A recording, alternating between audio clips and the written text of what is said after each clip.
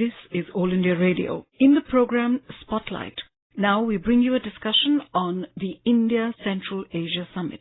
The participants are Ashok Sajanhar, former ambassador, and Nilova Roy Chowdhury, journalist.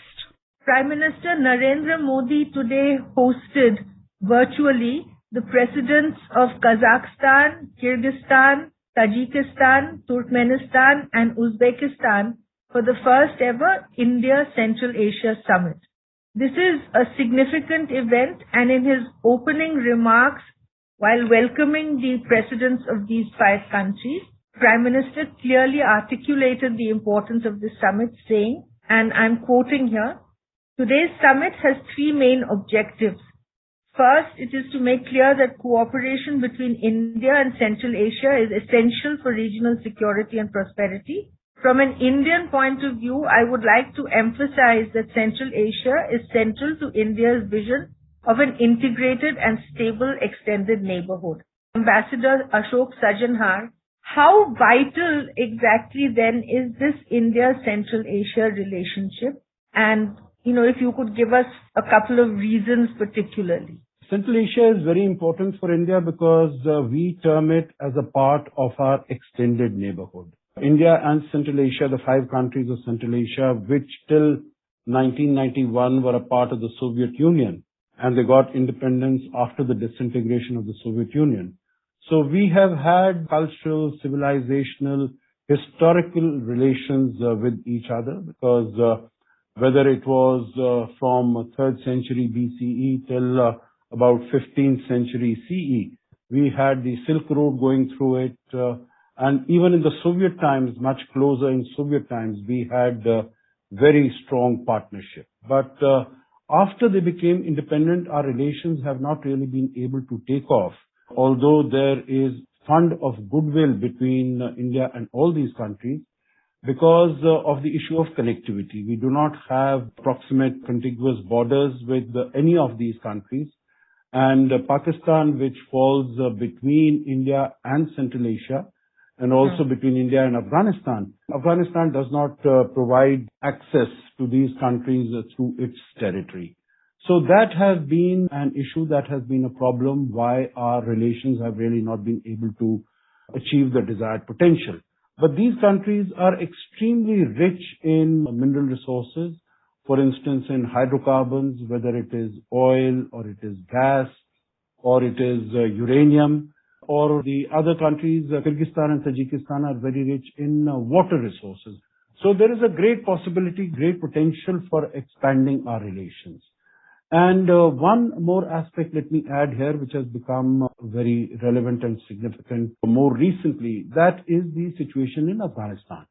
Because in Afghanistan, we have seen on 15th August, by force, by military power, the Taliban have taken charge, have assumed control. But although it is more than 5 months now, not a single country in the world has so far accorded diplomatic recognition to it. Bilaterally with each of the Central Asian countries and regionally, how much has the Taliban takeover of Afghanistan affected the bilateral dynamics and the regional relationship? I think that is a very important factor that has come up in the last few months, and in that context, the salience and relevance of Central Asia for India has increased very significantly. Before that also, we were trying to, I mentioned about connectivity, we were trying to get over this problem by going through Chabahar.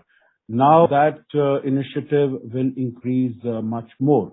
But coming to the security and stability and peace in Afghanistan, that is an issue which has, over the last few months, we saw the Delhi Regional Security Dialogue taking place, in which we had the secretaries of National Security Councils of all the 5 Central Asian countries, of course, in addition to their counterparts from Iran and Russia and India. And then we had the 3rd India-Central Asia Regional Dialogue taking place. And there also all the 5 foreign ministers from Central Asian countries, they came to India. So these interactions, discussions took place, the Regional Security Dialogue in November and the Central Asia Dialogue in December. So they have come and there were consensus documents that were adopted by both these meetings, and there we find that there is a great similarity of views as far as dealing with the issues in Afghanistan is concerned. The first aspect, of course, is in terms of having an inclusive government in Afghanistan so that the human rights of all minorities, whether it is Tajiks who comprise anything between 32 to 46% of the population in Afghanistan, Tajiks, Uzbeks, Hazaras, Shias, their rights are protected, and also the rights of women and children are protected.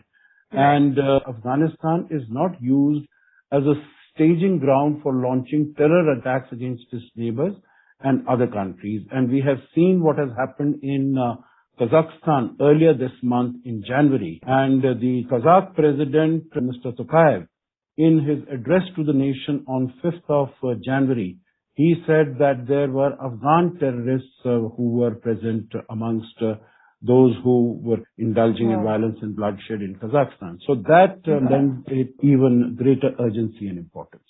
The other problem also seems to be the narcotics that, given the fact that no country is recognizing the Taliban and their economy is almost collapsed, the only way the Taliban can really shore up any finances are by perhaps narcotics and, growing opium and so on again, which is a hazard to all of, not only to India, but all of the Central Asian countries, which even bordering Afghanistan. I would say that is some sort of a false equivalence. Why do I say that? Because, before the Taliban came in, it is not as if they were not engaging in drug trafficking. And it is my considered view that even if countries were to recognize the Taliban and recognize the Taliban government dispensation, that they would resist, that they would stop engaging in drug trafficking.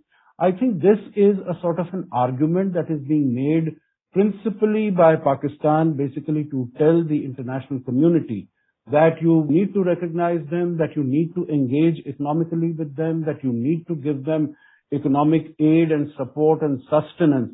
Otherwise, they will go on for drug trafficking. You see, drug trafficking has been going on in Afghanistan for a long time.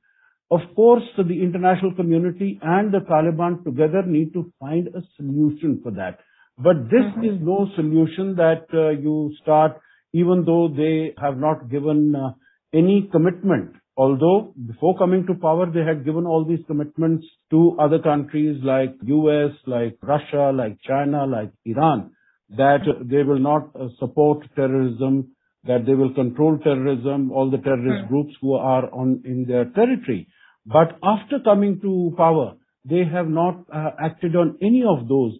And in fact, the consensus documents that I spoke about, or even the UN Security Council Resolution 2593, which was adopted on the 30th of August when India was the chair of the UNSC in that month. There also what the Taliban says is that they have completed, they are meeting all those obligations, they are carrying out all those commitments, and they have nothing more to do. So I think this is not in my view, the right approach, but this is an argument that is being taken forward by Pakistan and the Taliban. The Prime Minister spoke about the second objective in this relationship of this summit today being to give an effective structure to our cooperation. This will establish a framework of regular interactions at different levels and among various stakeholders. We've already seen several very important interactions recently. What exactly does this mean? This effective structure means what? I think we'll have to see how it gets reflected going forward. But I find this extremely encouraging, and in several of my own writings, this is what I had also spoken about. I think one is definitely at the level of the national security advisors, because we had a meeting that took place in India, in Delhi, in November. That it was something that revolves from one country to the other. The first two meetings were held in 2018 and 2019 by Iran. India was to host it in 2020, but because of the pandemic, we were not able to host it. So I think what the government has in mind is to regularize and to give a formal structure to this meeting, to this interaction between the National Security Councils of the 5+1, these countries. The second structure, we already have, the India Central Asia Dialogue. The first meeting of that was held in Samarkand in January 2019, the second meeting in a virtual format in October 2020, and the third meeting in December when all the foreign ministers of these countries came to India. So underlining and emphasizing that this is also a regular structure. And the third, I think, most important would be in terms of having regular, periodic, summit-level interaction. When the Kyrgyz president was, in his introductory remarks, he said that we are having this first interaction in a virtual format, but I very sincerely hope that the next interaction of the summit, we will be able to meet in person. So I would very sincerely hope, if not an annual summit, at least once in 2 years, summit-level interaction. If that is decided, that would really give a very strong impetus to the bilateral relations. Because we know that in all these countries, Nilova, all the major decisions are really taken at the level of the presidents. So if the summit level interaction takes place, then I think in other areas of trade, of economy, of investment, and connectivity, which was the third element of the Prime Minister's objectives, there also we would be able to make very significant progress. How then does this become a little different from, say, the Shanghai Cooperation Organization kind of summit level meetings, the SCO? I mean, all 5 Central Asian countries are part of it, as is India. So why would this particularly stand out and become that important? There is no comparison. Number one, not all 5 countries of Central Asia are members. Turkmenistan is not a member of SCO. Turkmenistan. It's only the 4 countries. The Shanghai Cooperation Organization is completely dominated by China and to a lesser extent by Russia. These 4 countries which are members of SCO, they have a voice, but a very soft, muffled voice. So, there you are talking about larger issues, so to say, and specifically of interest to India and Central Asia. You would not be talking there. So would Central Asia, for example, also be looking to India to be able to give them sort of a balancing factor between these other 2 huge giants, particularly China now, which seems to be encroaching all over Central Asia? Well, China has increased its footprint very significantly as far as Central Asia is concerned. That would be a matter of concern not only to other countries, but even to Russia. And Russia and China are very strong, close partners. Mr. Putin has said that he has a very strong personal relationship of trust with Mr. Xi Jinping.